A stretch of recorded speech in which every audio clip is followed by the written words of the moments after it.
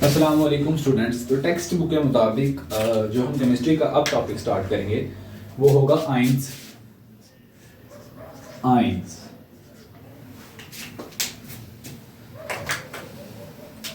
आइन एटम से डिराइव होता है, यानी अगर एटम है उसको आप कन्वर्ट कर सकते हैं एक आयन में। उसको आयन में कन्वर्ट करने के जो तरीके हैं वो चंद एक हैं।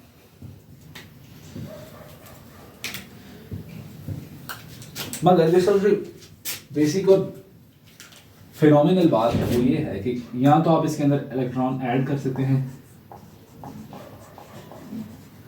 अगर आप इलेक्ट्रॉन ऐड नहीं करते तो फिर आप इसमें से इलेक्ट्रॉन रिमूव कर सकते हैं।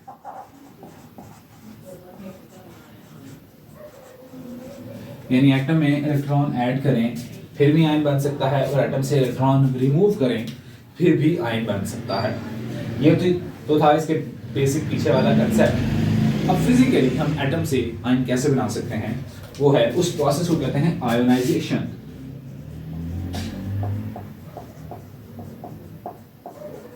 आयोनाइजेशन वो प्रोसेस है जिसमें एटम से हम आयन बनाते हैं, और इसको हम कंप्लीट कर सकते हैं कुछ प्रोसेस से, यानी कि आप एक्सरे की टेक्निक से कर सकते हैं, एक्स रेज से कर सकते हैं, हीटिंग से कर सकते हैं। एक्स रेज, हीटिंग, उसके बाद इसके ऊपर आप यूवी रेज, उसके बाद इसके अंदर डायरेक्ट न्यूट्रॉन से, न्यूट्रॉन बम्बार्डमेंट से।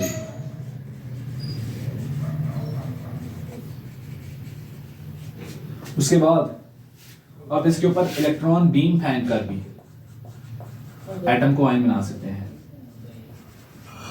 जो कि कैनाल रेज में होता है। ये आप सेकंड चैप्टर में पढ़ेंगे। ये कुछ एक मेथड हैं जिनसे आप आयनाइजेशन ऑफ एटम कर सकते हैं। अब हम देखेंगे कि आयन जो है वो क्या होता है और उसका जो है वो बुनियादी कंसेप्ट या फिर वो कैसे बनता है, कैसे एक एटम आयन बन गया। तो सबसे सिंपल एटम है हाइड्रोजन का, तो उसका ही एटम हम लेते हैं हाइड्रोजन। तो देखिए हाइड्रोजन के अंदर, हाइड्रोजन का न्यूक्लियस, हाइड्रोजन के अंदर एटॉमिक नंबर है उसका 1 और मास नंबर भी है 1। यहाँ पर याद कोई भी एटम हो, फर्ज करें उसका नाम है Y, उसका नाम है Y, तो इधर उसका मास नंबर आता है और इधर एटॉमिक नंबर जी।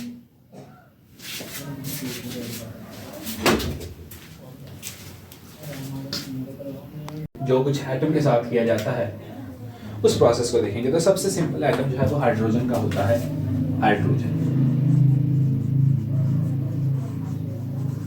हाइड्रोजन का एटॉमिक नंबर होता है 1 और मास नंबर भी होता है 1। यानी इसके अंदर न्यूक्लियस के अंदर एक प्रोटॉन होगा, 1 प्रोटॉन, और ये न्यूक्लियस होगा क्लोज। अब है ऊपर एक शेल। ये कौन सा शेल है? के शेल है।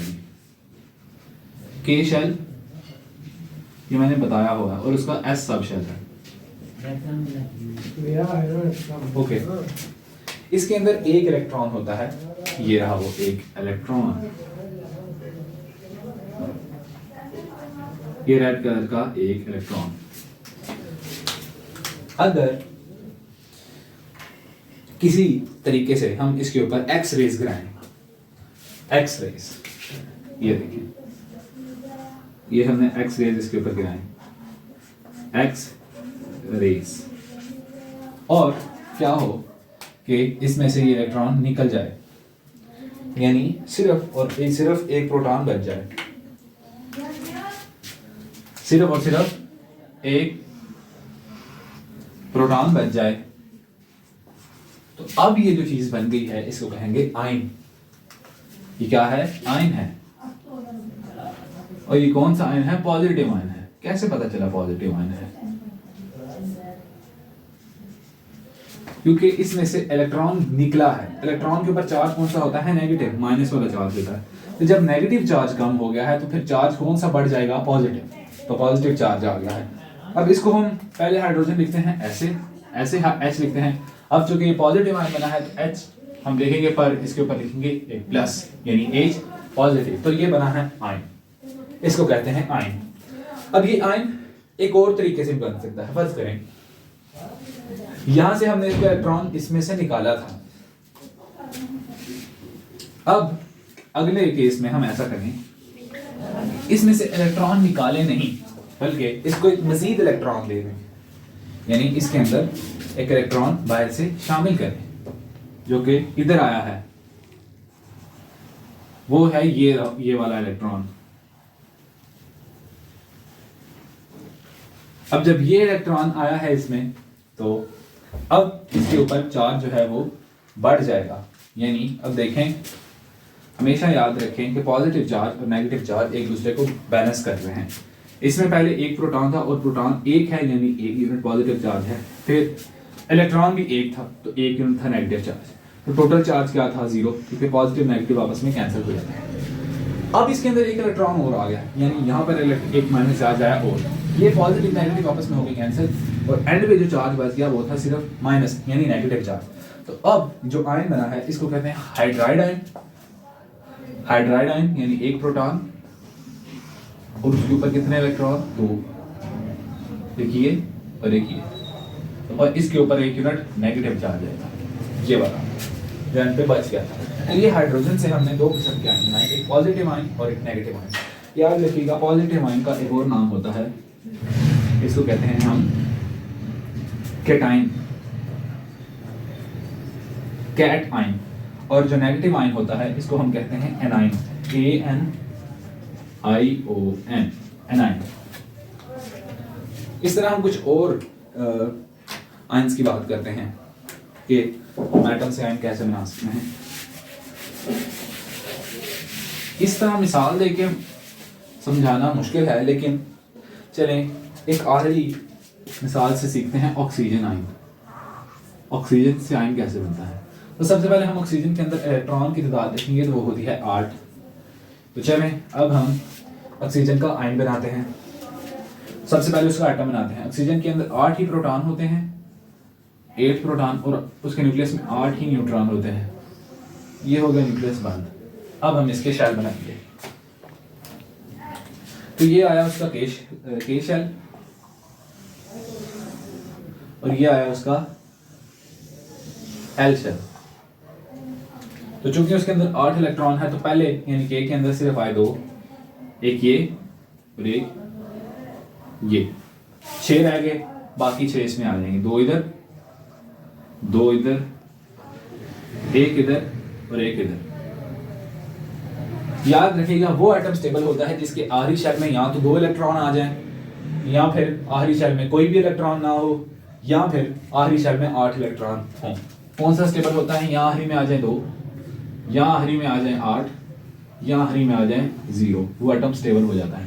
तो देखिए ये क्या आखिरी शेल है इसका, ये तो इसके अंदर कितने इलेक्ट्रॉन हैं? 6। तो इसमें से सबसे ज्यादा स्टेबिलिटी कैसे हासिल कर सकता है?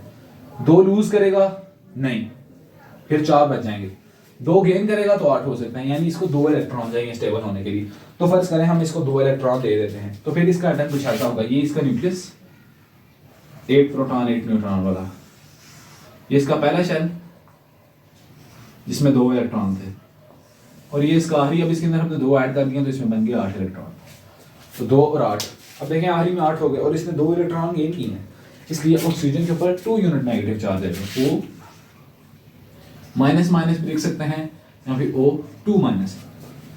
जितने इलेक्ट्रॉन गेन करेंगे उतने यूनिट नेगेटिव चार्ज, या फिर जितने इलेक्ट्रॉन लूज करेंगे उतने यूनिट पॉजिटिव चार्ज। इसी तरह ही कुछ और एग्जांपल हो सकती हैं आयन बनने की, जैसे कि जो कि हम सिर्फ केमिकल इक्वेशन से ही देख लेंगे। अब हमने 18 एलिमेंट पढ़े हैं, तो हम उनमें से सिर्फ 3 की बात करते हैं, सिर्फ और सिर्फ 3 एलिमेंट्स की बात करेंगे, जिनमें से पहला है एल्यूमिनियम। जी एल्यूमिनियम एक मेटल है, ये 3 इलेक्ट्रॉन करेगा लूज और एल्यूमिनियम 3+ आयन बना देगा, और ये इसने 3 इलेक्ट्रॉन कर दिए लूज। उसी तरह सोडियम, सोडियम एक मेटल है, ये 1 इलेक्ट्रॉन लूज करेगा और Na+ आयन बना देगा, और ये 1 इलेक्ट्रॉन लूज करेगा, यानी सिर्फ E दिखा देंगे या फिर 1E। इसी तरह ही फ्लोरीन, फ्लोरीन एक गैस है, ये 1 इलेक्ट्रॉन एक्सेप्ट करेगी, कबूल करेगी, और ये Fe बना देगी। अब ये जो ऊपर दोनों बने हैं ये कैटायन है, पॉजिटिव आयन को कैटायन कहते हैं, यहाँ पर दोनों कैटायन बने हैं, और यहाँ पर जो बना है इसको एनाइन कहते हैं। ये तो ये था आयन और डिफरेंट आयन कैसे बनते हैं। याद रखिएगा एटम्स को स्टेबल होने के लिए आखिरी शेल में या तो 2 इलेक्ट्रॉन चाहिए या फिर 8 या फिर 0। इनके केसेस में आखिरी में 8 हो गए, अब इधर भी 8 हो गए हैं, इधर भी 8 हो गए हैं।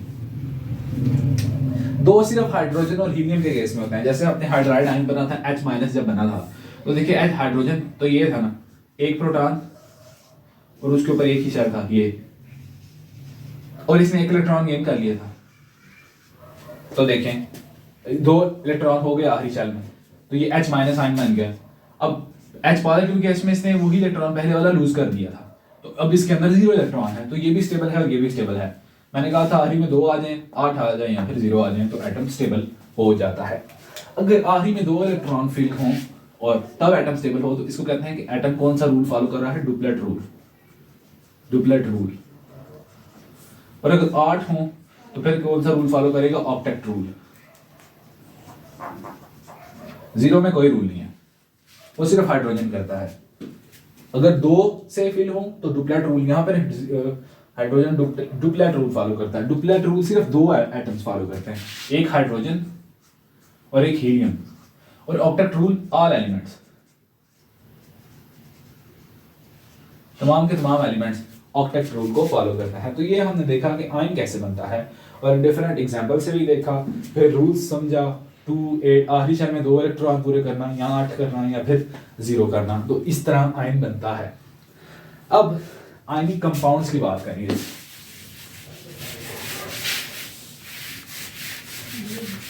Ionic compound, ionic compound ion से ही बना है आयनिक कंपाउंड। याद रखिएगा ये कभी भी मॉलिक्यूल नहीं है, ये आयनिक कंपाउंड है। आपने एक चीज पढ़ी होगी या फिर ऑब्जर्व की होगी कि आपने कभी भी देखा हो कि ये फर्ज करें हमारे पास एक मैग्नेट है और ये उसका नॉर्थ पोल है और ये उसका साउथ पोल है। फिर ये भी एक मैग्नेट है और ये उसका नॉर्थ पोल है और ये उसका साउथ पोल है। इसको आपने ऊपर किसी भी सपोर्ट के साथ बांधा हुआ है और ये रॉड रस्सी है।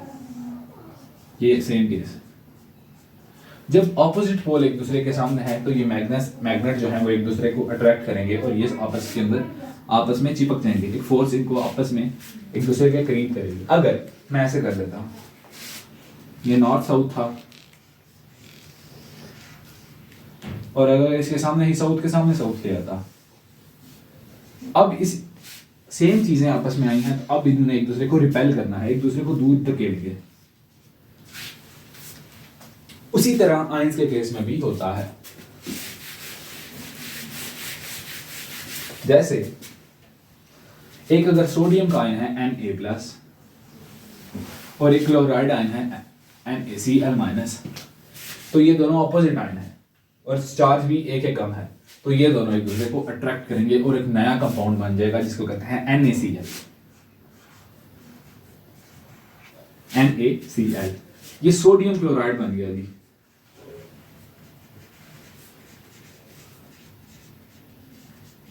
और आपकी इंफॉर्मेशन के लिए बता दूं, सोडियम क्लोराइड ही नमक है जो कि हम डेली लाइफ में इस्तेमाल कर रहे हैं। टेबल सॉल्ट इसको कहते हैं, नमक। Sodium chloride, pure sodium chloride नमक होता है। इसमें से जो ग्वाइटर होता है गिलेड, इसको बचने के लिए, इससे बचने के लिए इसके अंदर आयोडीन भी डाली जाती है, आयोडाइज्ड सॉल्ट जिसको कहते हैं, क्योंकि इसके अंदर आयोडीन डाली जाती है जो कि गिलेड नहीं होने देती, आई से आयोडीन को डोनेट करते हैं। तो ये एक आयनिक कंपाउंड है क्योंकि ये 2 आयंस के मिलने से बना हुआ है। अब हम एक और आयनिक कंपाउंड की बात कर लेते हैं, जैसे मैग्नीशियम है जी। अब इसके ऊपर 2 पॉजिटिव चार्ज होता है, क्लोराइड इसके ऊपर 1 पॉजिटिव चार्ज होता है। अब इनका आयन कैसे बनेगा, हमेशा याद रखिएगा कि आयन बनाने के लिए इसका वाला साइन इधर और इसका वाला साइन इधर लगाते हैं। देखें ये 2 है वो इधर आ जाएगा, इसके साथ 1 है तो वो 1 कहीं भी नहीं लगेगा, यानी MgCl जो 2 है वो इधर आ जाएगा Cl2। ये मैग्नीशियम क्लोराइड है, ये भी एक सॉल्ट है, नमक है ये भी एक। अब इसके साथ कुछ भी नहीं था तो वो उधर लगे। अब जैसे कैल्शियम Ca2+, चलें इसके साथ हम सॉल्ट बनाने के लिए ऑक्सीजन लगा देते हैं 2 माइनस वाला। अब दोनों के साथ सेम है, देखिए इधर 2 है, इधर 2 है, साइन को एक दफा साइड पे करें, ये 2 आपस में हो जाएंगे कैंसिल, बच जाएगा CaO, तो सिर्फ CaO ही लिखेंगे।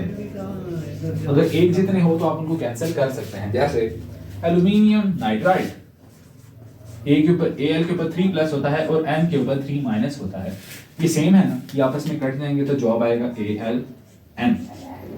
2 3 नहीं लगाएंगे क्योंकि सेम है, कट गए। पर अगर वो एल्यूमिनियम क्लोराइड बनाना हो, अब ये माइनस ये इधर आएगा और ये इधर, यानी AlCl3, ये तो हो गया एल्यूमिनियम क्लोराइड। अगर थोड़ा और कॉम्प्लेक्स करें, सामने आ जाए ऑक्सीजन 2 माइनस, अब 3 इधर आएगा 2 इधर आएगा, यानी Al के साथ लिखेंगे आप 2 और O के साथ लेंगे 3, एल्यूमिना, इसको एल्यूमिना कहते हैं। 3 ऑक्सीजन के आगे, 2 एल्यूमिनियम के आगे, क्रॉस में साइन लिख देंगे। ये जो सारे कंपाउंड आयन से बनते हैं इनको आयनिक कंपाउंड कहते हैं। और याद रखिएगा, आयनिक कंपाउंड का अगर आप मोलर मास निकालना चाहें, जो कि हम निकाल सकते हैं, वो वाले मोलर मास को मॉलिक्यूलर मास नहीं कहते, फार्मूला मास कहते हैं, क्योंकि आयनिक कंपाउंड जो है उनका मॉलिक्यूलर मास नहीं होता, उनका फार्मूला मास होता है। और ये फार्मूला कंपाउंड है, फार्मूला मास होगा ये इनका, मॉलिक्यूलर मास नहीं होता क्योंकि ये मॉलिक्यूल है ही नहीं, ये आयन है।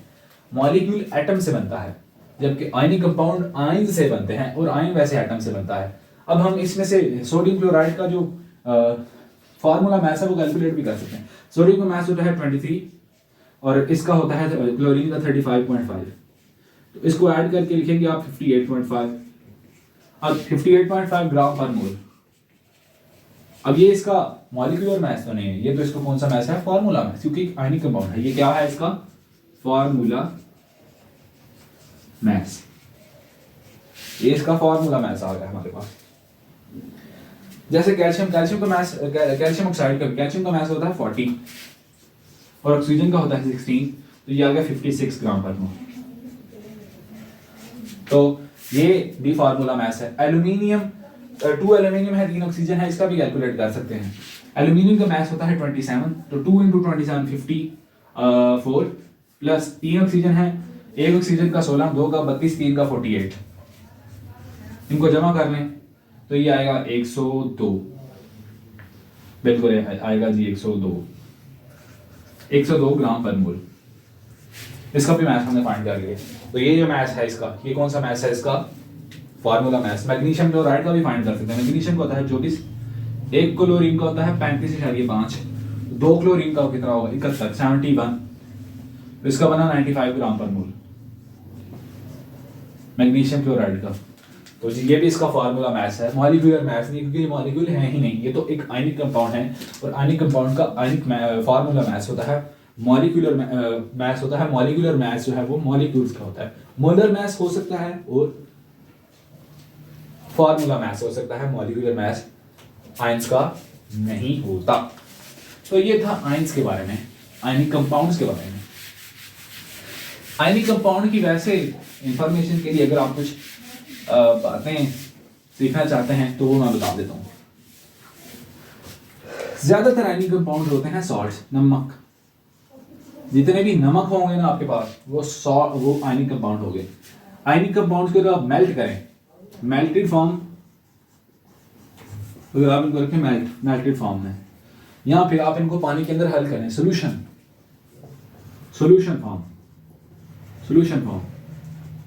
दोनों में ये इलेक्ट्रिसिटी कंडक्ट करेंगे। कैसे? फर्ज करें आप लेते हैं नमक टेबल सॉल्ट, उसको आप पिघलाते हैं, वो पिघलेगा तकरीबन 800 डिग्री सेंटीग्रेड पे, और 100 डिग्री सेंटीग्रेड पे पानी उबल जाता है। तो 800 डिग्री सेंटीग्रेड जो है वो कॉमन जो है वो फ्लेम पे यानी चूल्हे पे जो है वो आपसे अचीव करना पॉसिबल नहीं है। इसके लिए बर्नर भट्टी में जो है ये अचीव होगा। चलें जी, ये आपने बीकर लिया और इसमें आपने नमक पिघला लिया। ये जी आपने इसको नमक को इसमें पिघला लिया। अब आप एक तार इधर लगाएं, फिर एक तार इधर लगाएं। आप इसमें चेक कर सकते हैं कि यहां से करंट गुजरेगी, इस सोल्यूशन से होके गुजरेगी। सही है। ये तो था मेल्टेड फॉर्म में। फ्यूज्ड फॉर्म में, मेल्टेड फॉर्म को फ्यूज्ड भी कहते हैं, fused, FUSED, fused. Melted form में इसने बिजली जो है वो कंडक्ट की। सॉल्यूशन फॉर्म में नमक को पानी में हल कर दें, जो कि कदरे आसान है। ये आपने पानी में सॉल्यूशन बना लिया, इसमें तार एक डिप करें, दूसरी साइड भी डिप करें। एक तार लें, यानी फर्ज करें इलेक्ट्रिसिटी की दो तारें होती हैं, दोनों ने डिप करनी। एक तार को दरमियान से काटें, एक ही तार को, एक डिप करें दूसरी भी, और उनको सॉल्यूशन में ना जोड़ें। और ये सामने आपने लगा दिया एक रेजिस्टेंस यानी बल्ब, और ये जी पीछे आपने इलेक्ट्रिसिटी दे दी। एक ही तार के सिरे दोनों डिप करने हैं, दूसरी तार के नहीं। इस तरह आप देखेंगे कि ये बल्ब जलेगा, क्योंकि इसमें से बिजली पास हो रही है सॉल्यूशन फॉर्म में। मेल्टेड फॉर्म और सॉल्यूशन फॉर्म में जी ये गुड कंडक्टर ऑफ इलेक्ट्रिसिटी हैं। और मोस्टली क्या होते हैं? सॉलिड्स, ठोस होते हैं जी, सॉलिड्स। नमक हमेशा ठोस होता है। आयनिक कंपाउंड की फिजिकल प्रॉपर्टीज के लिए इतना ही है। अपना ख्याल रखें। अगले लेक्चर तक के लिए अल्लाह हाफिज।